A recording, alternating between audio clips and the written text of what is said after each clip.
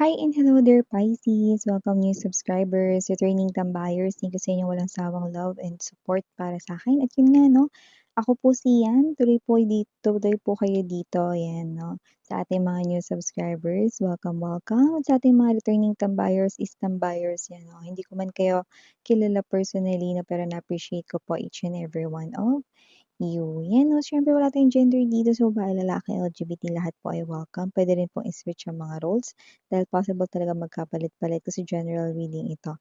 And at the end of the day, lahat po ay may free will na free niyong gamitin if you want to claim the messages or hindi. At yun nga 'no, cross watchers ni Pisces, welcome ka rin. May Piscean placements sa natal/birth chart, welcome din kayo. So let's go ahead and check these messages right here for you, Pisces. What do we have here for you guys today?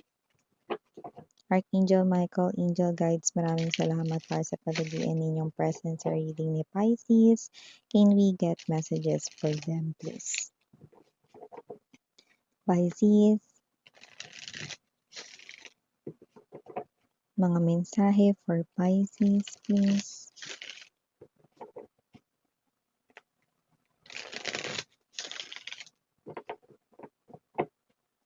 Okay, so let's go ahead and check these messages right here for you, Pisces. So guys, you do have here the energy of frozen, flow,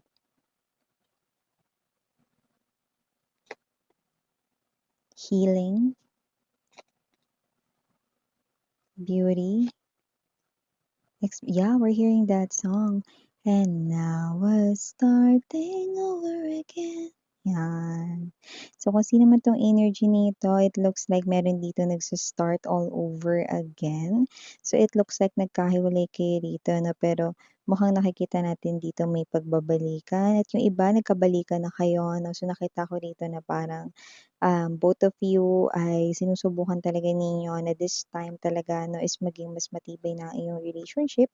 And it looks like, no, meron ditong energy ng nagja-jive, no? Meron ditong reciprocity this time, no? Puwedeng dati kasi hindi balanse ang inyong koneksyon ng relationship ninyo, but this time is different, no? I think this time magwo-work na talaga ito. So maybe meron ditong mga nagkabalikan na, yung iba kung hindi pa magkakabalikan na pa lang kayo, especially if you're waiting here for someone, okay? Andito rin ang ating cold energy, okay?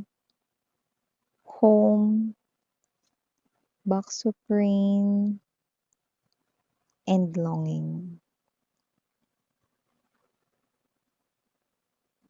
Meron bang malayo sa pamilya, mga babes, or may energy ba dito na baka kayo mismo yung malayo sa family ninyo, no? Baka kayo nagwo-work sa ibang lugar, eh, and yung iba sa ibang country, and it looks like, no, you're missing right here your home. Now, homesick naman yung iba sa inyo kung bago-bago pa lang kayong nalayo sa inyo ritong family, no? Because of your work siguro, or baka may inaasikaso kayo rito, no? Yung iba naman sa inyo doesn't have to be na ito ang inyong family na biological mom, dad, no, or mga kapatid, no. Puwede rin naman na ito ang inyong person, no, na nami-miss ninyo kasi malayo kayo sa kanila, no. So, nakita ko dito ng energy, no, na gano'n. Huwag mag-alala mga babes, no, kasi malalampasan niyo ito. Temporary lang naman 'yan ang inyo ritong pagkakalayo, no, sa inyong family or sa inyo rito na husband or wife. Baka asawa niyo na ito, no. Iba naman puwedeng person niyo ito, this is someone here special 'no, pero pansamantala munang kailangang may gawin sa ibang lugar 'no. Yeah, this is a temporary pagkakalayo. I'm seeing you being reunited pa rin back to each other's arms 'no. So don't worry kasi yung iba baka nag-aalala rito na baka pagbalik nila 'no, is yung person nila is meron ng iba or whatsoever 'no. I do see that whoever your person is, your person sees you as a home din, 'no? Parehas kayo dito ng nararamdaman. So, I do see,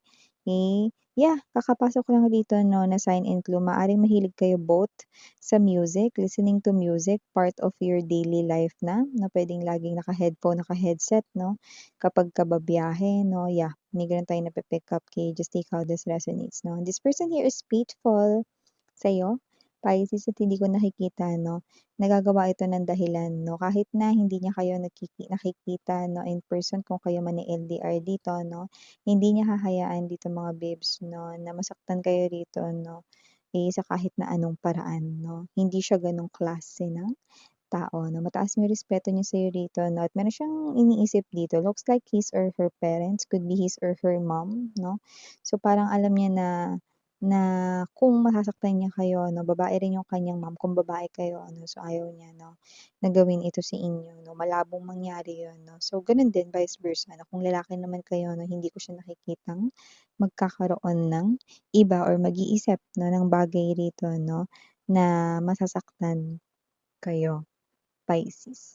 So, maliban diyan nakakita rin ako ng energy rito ha, na posibleng meron dito na, nagmamatigas 'no, ayaw rito 'no na aminin at magpakumbaba sa kanyang kasalanan 'no. Kung sino man ito maaaring meron 'tong atraso sa'yo, pero mukhang magbabago na 'yan. Kasi from being cold and distance 'no, sa inyo, I'm seeing that this person here is now ready to talk. Okay. So, nakita ko dito yung communication at siya yung magsisimula, okay, na mag-reach out sa'yo first, 'yan. Possible rin na may trouble ka dito, especially if you are single na individual. Nakakita tayo rito ng energy 'no, na sa iyong travel or isa sa magiging travel mo rito 'no.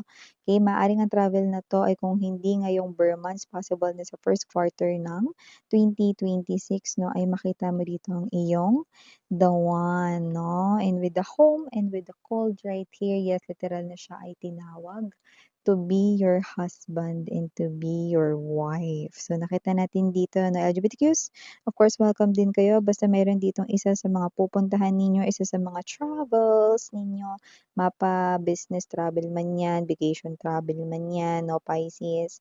Nakikita natin dito na diyan mo na ma-meet ang iyong the one 'no, and yeah, I'm picking up that particular period. If not bare months of 2025 'no, it will be first quarter of 2026.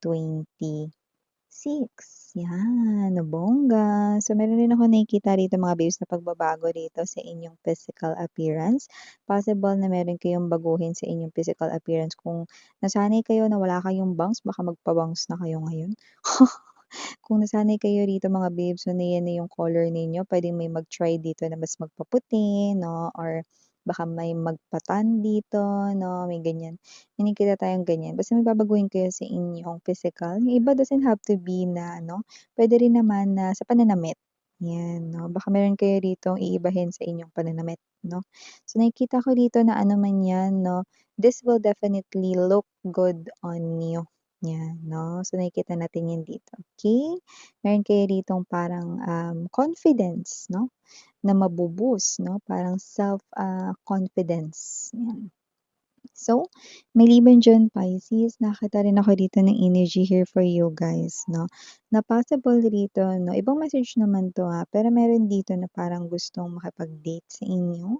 Possible rito 'no, na kung sino man siya 'no, parang may energy ka ng awkward, 'yan. Either this is too young here sa age or this is someone here 'no, na puwedeng hindi mo makita na ide-date mo siya. Paano miss yan? Bigay ka example, teka. Kunwari ganito, example lang 'to, pero maaaring hindi ito para gets niyo kung ano ibig ko sabihin. Kunwari ganito, may gusto pala sa'yo yung younger brother ng iyong friend 'no, or younger sister ng iyong friend. Eh, nasanay ka na na makita yung best friend mo 'no, at saka yung kanya ritong kapatid dahil nga best friend mo siya puwedeng lagi ka tambay sa bahay nila or whatever 'no, and then nasanay ka na. So, parang yung kapatid niya na yun, kapatid na rin yung turing mo dun, gets mo? Or parang gano'n. So, parang yung feeling mo awkward 'no, lalo na ngayon kung may gusto siya sa'yo. Yan yung example ko. Pero it could be any other situation 'no. Basta may energy rito na awkward yung feeling mo 'no, dito sa gusto ritong i-date kayo. Yeah, see look at that, okey. Kasi parang late niyang na-realize yun, look at the flower, yan. Yan, pero siyempre sa inyo basta nakikita ko dito na may energy kayo na awkward, parang ayaw niyo energy, you know? Yan, puwede kasing nasanay kasi kayo na gano'n yung trato niyo sa kanya or whatsoever, yan, okey? So maliban diyan, Pisces, nakita rin tayo dito ng energy 'no, na posibleng meron ditong matuwa sa'yo rito 'no, na ginawa 'no. Doesn't have to be that it's related here with the work na possible na baka may talent kayo rito ta's baka nai-share ninyo with a friend or someone na kakilala ninyo. So possible rito 'no, na matuwa siya rito 'no, at nakita ko dito na posible na ikaw pa rin yung sunod niyang hanapin 'no, para ipagawa yan sa'yo. Possible rin na ma-involve ito na money, puwede rin naman na ito ay sideline mo 'no or side hustle, pero nakikita natin dito na kung ano man 'yan, okey, you are gifted with that kind of talent 'no na puwede mo ritong pagkakitaan, 'yan 'no. Kasi 'di ba may mga talent na puwedeng pagkakitaan, Pisces 'no. So nakikita natin 'yan dito, guys, okey. Mag-ingat, lalo na nakita ko rito na parang merong mga maraming puno, maraming halaman, damo, 'yan 'no. Mag-ingat mga babes 'no, kasi hindi ko nakikitang mapapahamak kayo rito pero baka malaglag niyo diyan yung isa sa importanteng gamit niyo, okey? Doesn't have to be na nakalagay sa bulsa 'yan 'no. Maaaring meron kayong malaglag na gamit diyan, okey? Mahirap 'yan hanapin lalo na may mga damo, 'yan yung nakikita ko dito. Okey. So, hindi ko alam kung magha-hiking ba kayo o pupunta ba kayo sa ano, pupunta ba kayo sa park 'no, na sandamakmak yung mga matataas na damo or whatever. So, may mga nakita akong ganyan 'no. Possible din rito mga babes na meron talaga kayong mahulog na gamit diyan 'no, and it will definitely take a long time 'no, sa paghahanap 'no, and hindi ko rin alam kung makikita niyo kasi nakita ko dito nagsa-struggle kayo sa paghahanap, okey? And probably maaaring mawala 'yan 'no, mga hapon, okey, hapon nag-aagaw yung hapon at tsaka yung gabi. 'Yan, okey. Kaya kung may mga gamit ganyan na i-safe keep niyo na 'yan mga babes 'no. 'Wag lang sa bulsa ninyo 'no, ilagay ninyo sa loob ng bag ninyo 'no, sa safe pocket, 'di ba? So yeah, ito yung mga messages right here for you Pisces. Thank you so much 'no, and sarang hayo, love and light.